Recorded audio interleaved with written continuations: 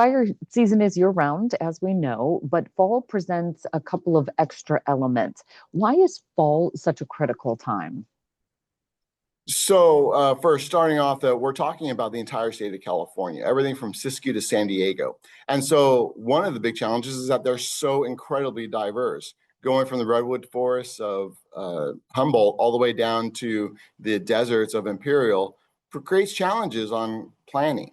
And so, we've divided California up into 21 individual units. That's 52 out of the 58 counties. And each one has the ability to individualize their settings for what does fall present.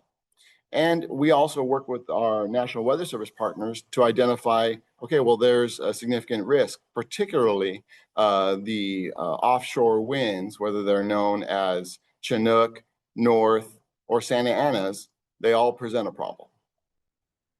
Okay, so in determining that fire risk, what are some of the critical elements that you're looking at? So we start with the National Weather Service information. What's the forecast? What's expected? Is there any lightning storms, particularly dry lightning expected? And then what has happened in the last several months? Have we gotten any rain? What's the fuel moisture? And by fuel moisture, we mean all the yellow grass that people see on the hillsides. If it's recently rained, it's not going to immediately turn green, but it will absorb some of that moisture. And so depending on how recently it's rained, that can affect it. In addition, we're looking at overall season to season. So as we have seen in 2023, 2024, in the early part of 24, we had a significant amount of rain. But then, as we know, there was the flash drought all the way from March through January. And then, of course, we ended up with the Southern California fires.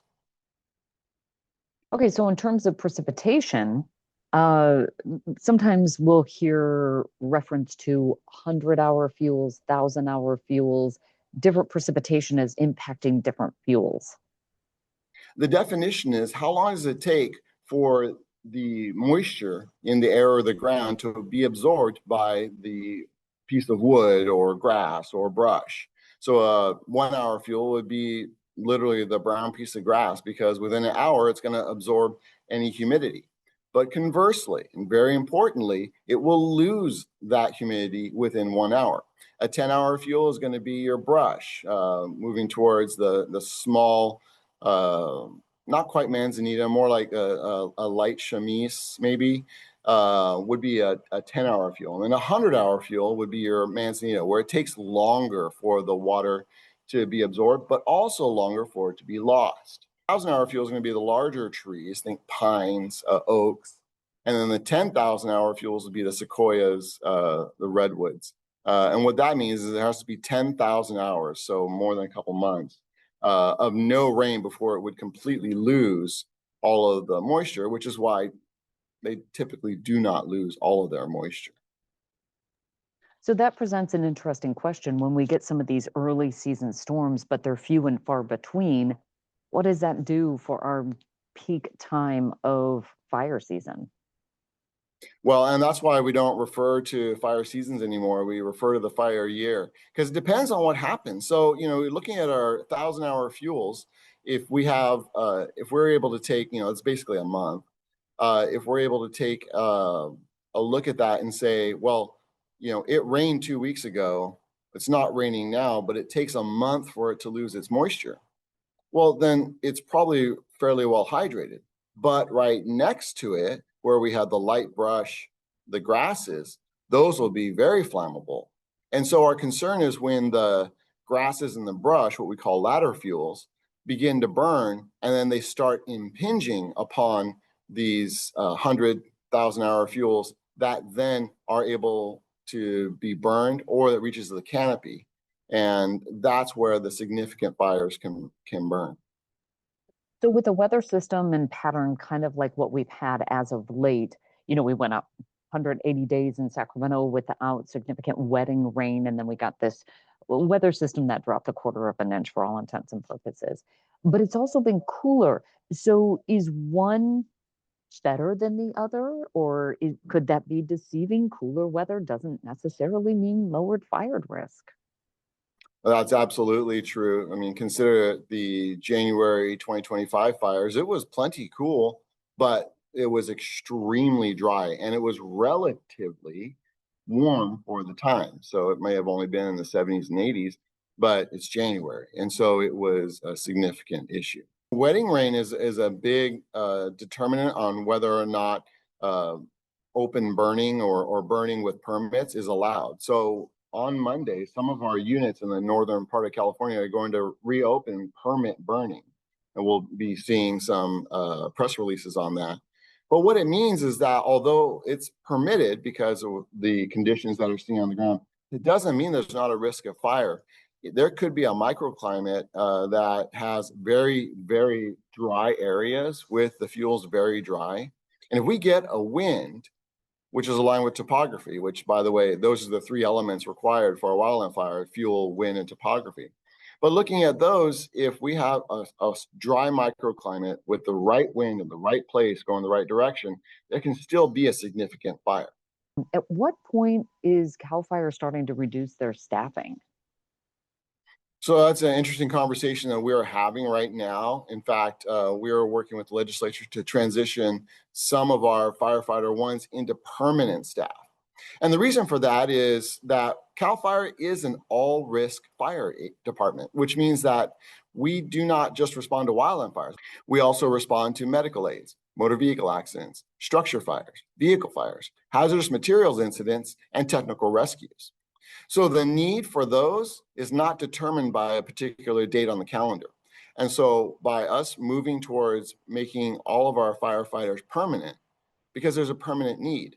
In addition, there's also a lot of fuels management work that we'd like to get done. It's not just burning. It can be cutting down dead trees. It can be chipping. It can be lop and scatter. It can be any of the number of ways that we reduce the fuels on the ground so that the following summer, which tends to be the hottest part of the year, we're able to manage fires from a safe space and be able to create lines that we can stop fires from progressing.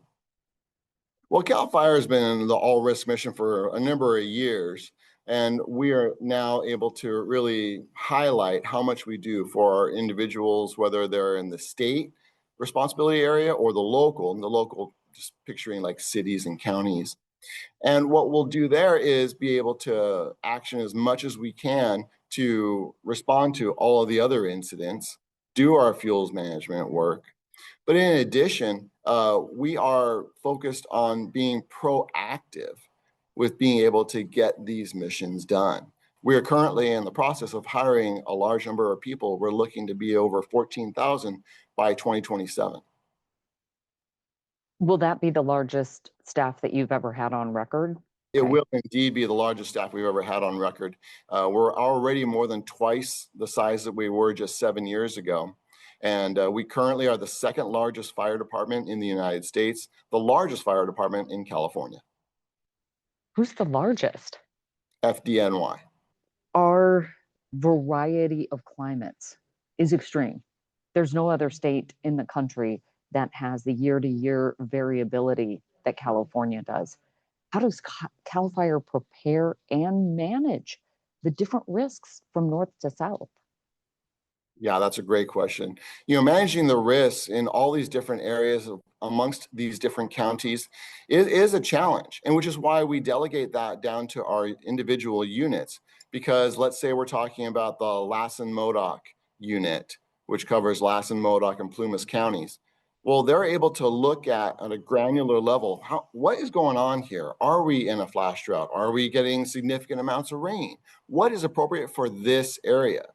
Conversely, Humboldt on the other side of the state can look and say, well, what's our location like? What is it that we are seeing that we need to respond to? All of that is poured into our regional coordination centers, which then make determinations on where resources should be.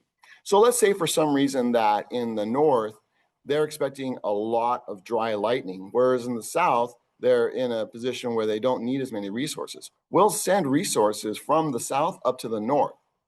As a matter of fact, in January 2025, that is exactly what we did because we knew there was a red flag warning, particularly dangerous situation in the south. We sent a number of resources from the north down into the south to be prepared. And of course, they were actively used. Great. Just one quick question. You mentioned that you are a multi-risk agency. Do you guys also respond to floods since you might have personnel already located? So CAL FIRE's mission is to serve and safeguard the people and protect the property and resources of California. And so anything that falls within that is our responsibility. So the life safety component of floods, we absolutely will respond. If it is our jurisdiction, then we will respond. If it's not our jurisdiction and one of our neighbors requests us, whether it's a local agency, a tribal agency, a federal agency, we'll also respond to them. As far as the overall response from a state point of view, that is Cal OES's jurisdiction.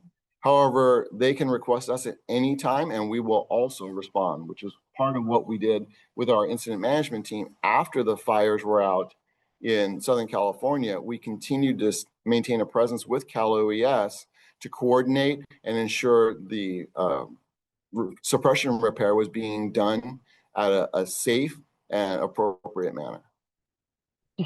You all have to be trained in multiple ways, from fire to floods to other risk managements, everything that Mother Nature is throwing at you. That's correct. As a fact, we are dedicated as a department to respond to any emergency that someone reaches out to 911 for that is not strictly a law enforcement issue. Okay, well, that covers a lot. David, did you have anything else that you wanted to add? Just a couple of shameless plugs. So first, for readyforwildfire.org, as some of our state is going to move into preparedness mode where there may not be as strong a risk of fire, we would encourage people to go there to look for how do they prepare an evacuation plan? How do they make a go bag? How do they look at where are the shelters in the area and how are at least two different ways out from my neighborhood? However, one of the benefits to that is when you're prepared to respond and evacuate in a wildfire, you're also prepared to evacuate in a flood, in a blizzard, in any other sort of emergency that someone might find themselves in or the county in. There's a location for signing up for alerts on our website, fire.ca.gov, where we also track all fires over 10 acres in the state area, as well as providing information on evacuation warnings, evacuation orders, and resources for those who are evacuated.